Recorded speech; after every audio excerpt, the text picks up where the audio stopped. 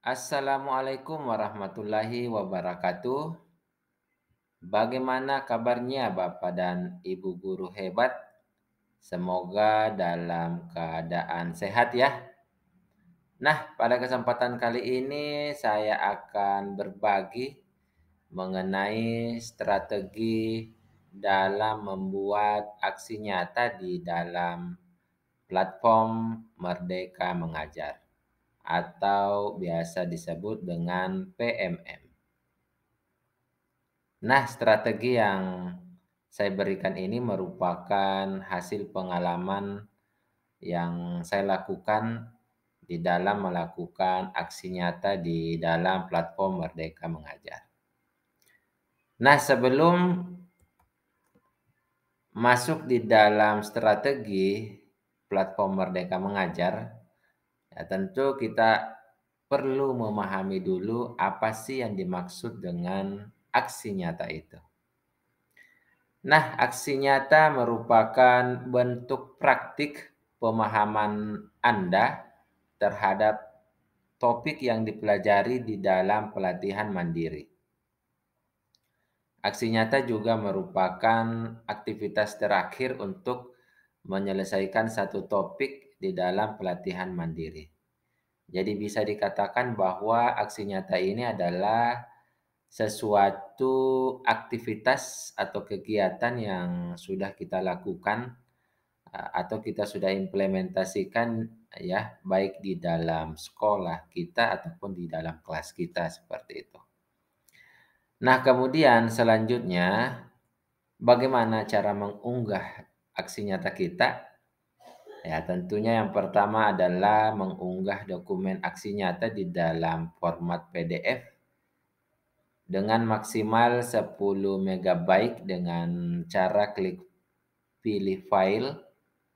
Kemudian yang kedua adalah mengisi judul aksi nyata kita. Nah, yang ketiga barulah kita akan menceritakan secara singkat aksi nyata yang Bapak Ibu sudah lakukan ya di kolom yang sudah tersedia. Kemudian yang keempat menceritakan pembelajaran yang Bapak Ibu dapatkan saat melakukan aksi nyata ya. Nah, kemudian bagaimana strategi dalam membuat aksi nyata? Yang pertama adalah membaca topik ya. Membaca topik ini sangat penting dalam melakukan aksi nyata. Membaca topik dan mengerjakan tes evaluasi secara bertahap dengan baik merupakan salah satu kunci dalam memahami topik yang sudah disediakan di dalam platform Merdeka Mengajar. Dengan membaca di setiap topik dapat memudahkan kita dalam mengerjakan aksi nyata yang akan kita lakukan. Kemudian yang kedua adalah menentukan tema. Tema dalam aksi nyata tentunya berbeda-beda. Silakan Bapak Ibu menentukan tema sesuai dengan pemahaman, pengalaman, dan kemampuan yang dimiliki. Sehingga ketika melakukan aksi nyata itu, tentunya aksi nyata itu bisa kita buat sesuai dengan apa yang kita harapkan. Nah, kemudian yang selanjutnya, yang ketiga adalah mengembangkan aksi nyata. Dalam aksi nyata yang kita buat, hendaknya kita mengembangkan ide, tanggapan atau pendapat, atau cerita mengenai topik yang diambil.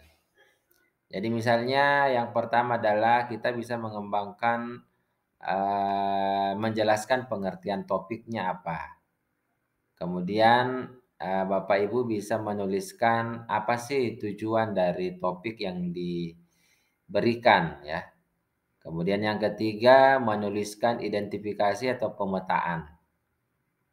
Jadi pemetaan sekolah, murid ya, dan lain sebagainya itu bisa juga masuk di dalam pengembangan dari aksi nyata kita.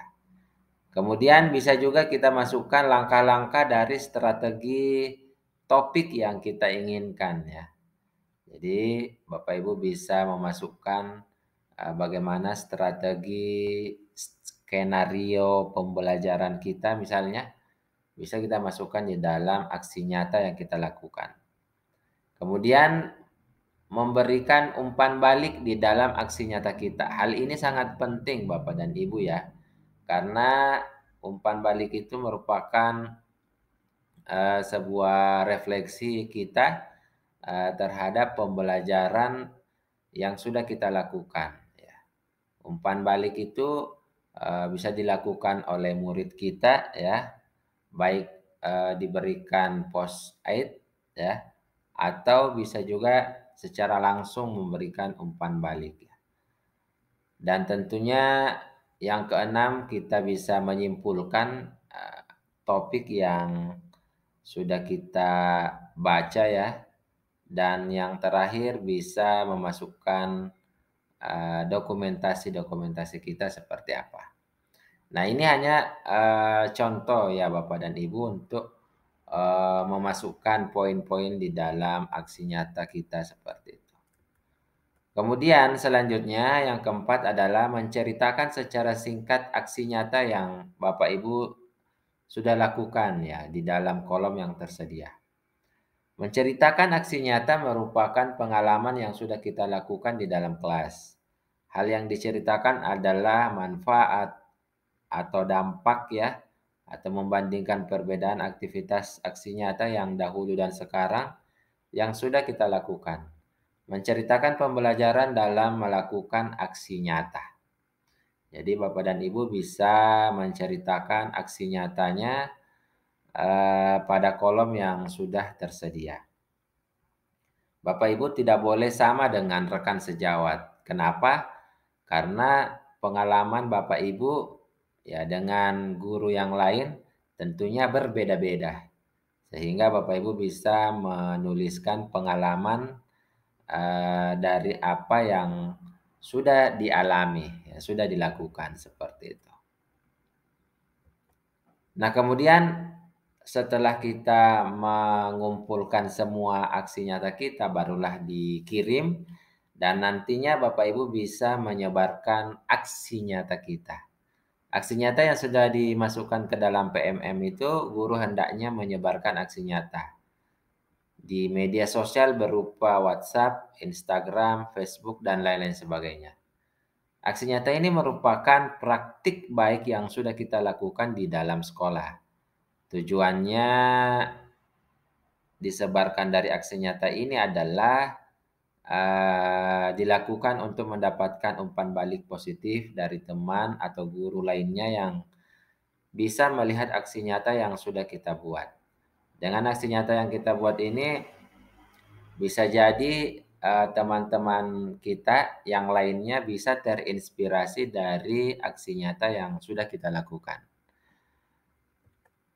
Mungkin itu saja Bapak dan Ibu sedikit pengalaman yang saya sudah lakukan di dalam melakukan aksi nyata. Demikian dari saya, terima kasih. Assalamualaikum warahmatullahi wabarakatuh.